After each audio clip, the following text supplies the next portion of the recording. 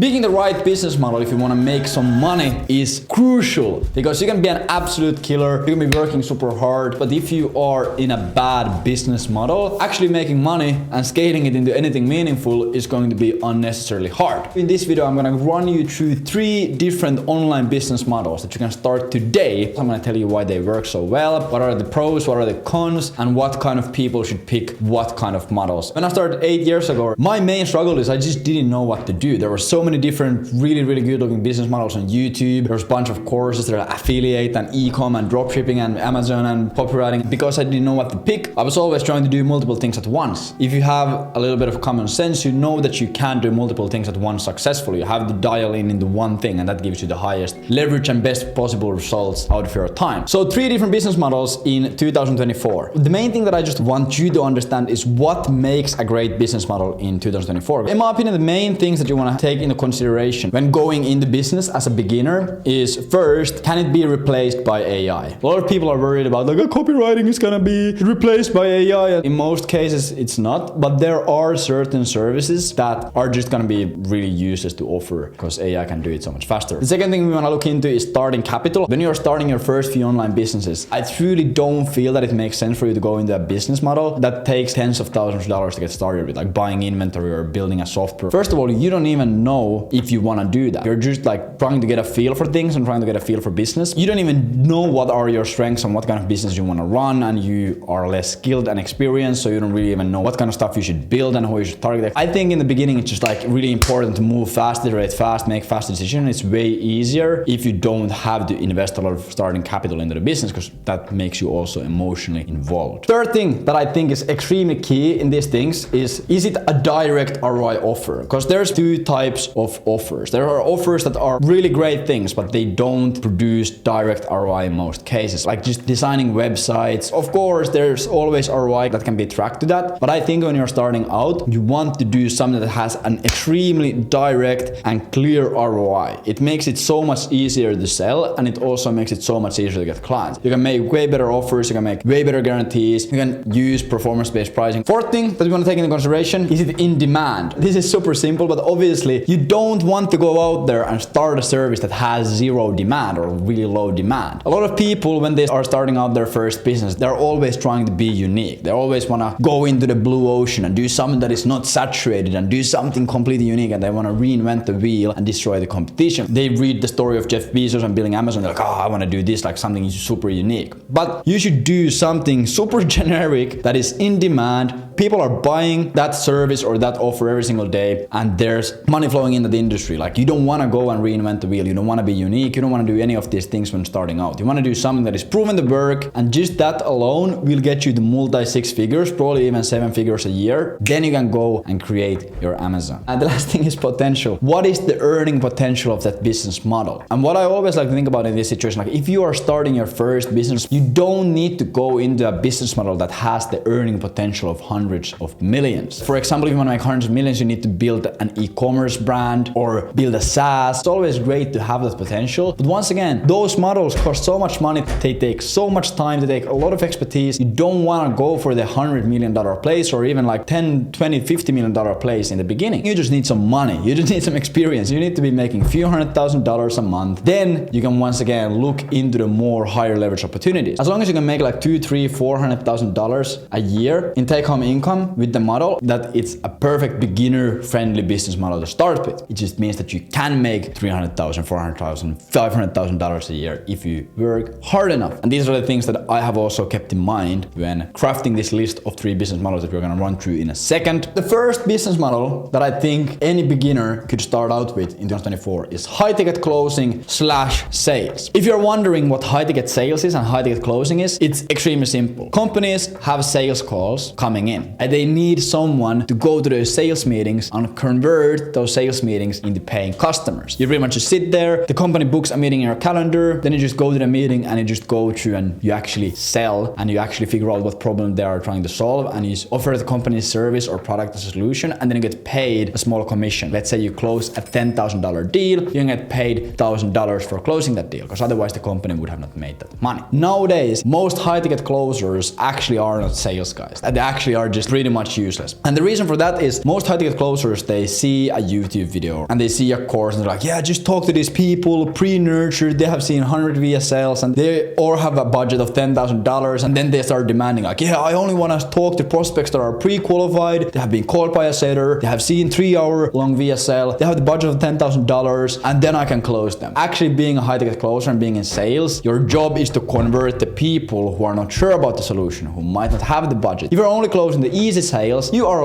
useless. Anyone could do that. You could have like a talking monkey and replace 50% of the high ticket closers right now in the industry. Still, I think high ticket closing is an absolutely amazing business model to go into in 2024. And the main reason for that is because sales is such an amazing skill set to learn. 9 years ago, I started in sales. I did door to door, so it wasn't really high ticket, but I still did sales. And I think sales is like the best place to start. If you have sales skills and if you know how to sell, everything else in your life will be easier. If you look at these points, can it be replaced by AI? Maybe in 10 years we will have AI sales guys and we will have these sales robots doing these things. But to be honest, the reason why sales works is because it's based on emotion. Robots can't fucking understand emotion and they don't have emotions, at least yet. But people still want to buy from people. Starting capital, literally $0. You don't need anything to start. You can find a bunch of amazing sales videos on YouTube. Maybe if you want to spend a bit of money, you can buy like a sales course from an actual sales guy, or you can buy some sales books. Third thing, direct ROI. It is literally like one of the most direct ROIs in business, converting sales guys into actually paying customers. Demand. People are always in need of great sales guys. The market is filled with bad sales guys, so if you can become great, there's going to be demand for you. Potential, I would say realistically, your first year doing it, you can get to like 5 to 15,000 a month in commissions. Making $100,000 a year on your first year, I don't think it's unattainable at all. The only negative sides that I really can think about how to get sales and becoming a sales guy is the time and location freedom. Because most people, when they go and they build an online business, they are really looking for time freedom. They want to work on their own schedule and they also want to work where they want to. But if your main gig is sales, your schedule needs to be really open. You have to do hours and hours and hours of calls every single day. And also, let's say you want to move away from US and live in like Asia, the time zones are going to be a bit messed up, and doing sales for a US based company might be a bit hard. The second business model is direct response copywriting. Pretty much direct response copywriting is just writing words that sell. For example, if you ever see an ad or if you ever get a marketing email from someone, that most likely has been written by a copywriter. So copywriters pretty much figure out what do they need to say and what words do they need to use to actually get someone to buy. And direct response pretty much just means that they are trying to get the reaction, the response from them immediately. They are not doing branding. And if you look in here, this list, can it be replaced by AI? This is a huge thing that I see a lot. People coming up with these ChatGPT copywriting prompts and like, copywriting is going to be replaced by AI, but like at least at this point in time for the next coming years and years and years, I don't really see actually good copywriters being replaced by AI. There's so much more stuff than actual writing. Like the whole idea of it is market research, understanding the customers, understanding the subtle things behind the copy. The actual writing part is super easy. Everything else is super hard, and the robot is really hard for an AI to do any of those things. If you're actually a talented copywriter and you actually know what you're doing, you can probably use AI really well, but it only works if you know what good copy looks like and what are good elements of good copy. A random business who doesn't know anything about copywriting, they just can't go and just write good landing page or good sales letters or good emails with ChatGPT. They have no clue what it needs to look like. Good copywriters can use AI to leverage their work,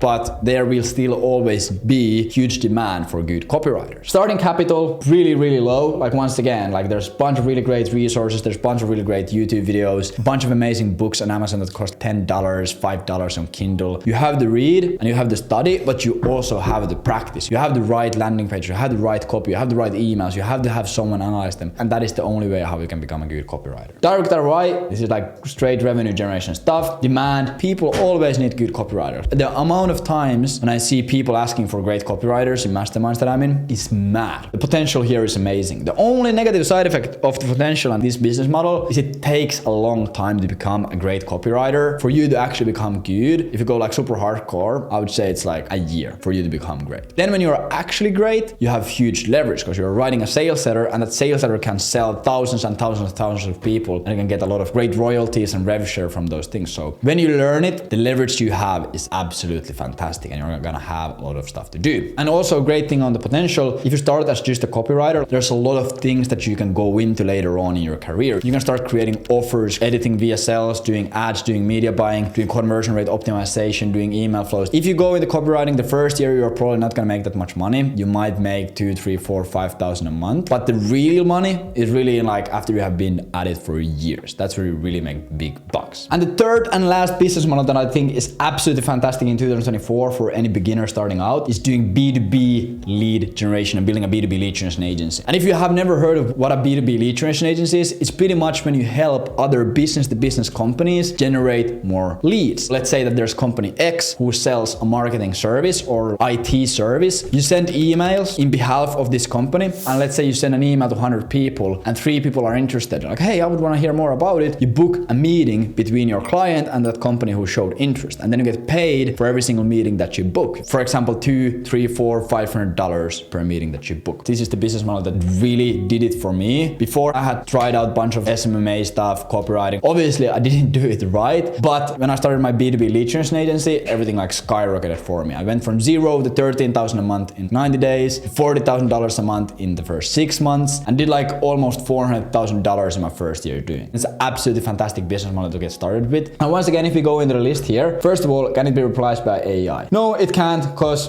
doing B2B lead generation, it's not really one dimensional thing. There's a lot of different pieces. You have to understand the market, you have to understand the offers, you need to put in all of these things in places. A bunch of stuff can be automated. You can get really, really good quality stuff, really good quality campaigns with AI, but there still needs to be B2B lead generation experts behind these machines for the AI to actually be useful and for it to actually work. Starting capital, the lowest you can start out with is around like $60 to $70 a month. That's like the lowest. And if you like want to get the best tools, etc., it's gonna cost you like $200 a month to get started with, because if you close your first client in the first month or the second month, you immediately can make the $200 into like $4,000. Direct ROI, it is once again extremely direct ROI. You just literally make companies more money. Hey John, I can get you more leads and you make extra $100,000. Boom, you want to pay me. And this is also like why signing B2B lead generation clients, even if you're a beginner, I have no experience in case studies, is extremely easy because you're just selling a really direct ROI. In demand, this is the biggest thing that I think what makes this business model work so well. If you go and look at the data of what is the biggest problem that B2B companies are struggling with in 2024 by different surveys, it is B2B lead generation. And then you also, if you go look at data, what is the number one thing that companies are going to be investing in 2024 is also lead generation. There's huge demand, a lot of companies are struggling with it, and also the biggest amount of money and biggest amount of budget is in lead generation. And the last thing, potential. Like I said, in my first year I did 380,000. We have private clients who we have worked with who have scaled to 70,000, 80,000 in like 9 months. We have seen a lot of people hit 20, 30, 40,000 in the first 3 months. I think earning potential wise on your first year, making 200 to 500,000 a month depending on how hard you work and how much you put into it and what kind of resources you follow. And also the great thing is when you do B2B lead generation, you don't really need to do calls, you just run email campaigns, so you can pretty much be anywhere, work in any schedule, location and time freedom as well. If you don't really care about location or time freedom and you don't really need to be making hundreds of thousands of dollars the first year, I think high ticket sales and high ticket closing is great. You pretty much don't have to do anything else than just show up on meetings and just do follow-ups. If you really want to play the long-term game and really want to learn like great advertising stuff and you are okay with making less money on your first few years, I think direct response copywriting is absolutely fantastic. If you want to make a bit more money, like the first year, I think you're going to make more money doing this than high ticket sales or direct response copywriting. And also if location and time freedom is really important to you and you just are looking to travel and enjoy your life, I think B2B lead generation agent stuff is amazingly good. We have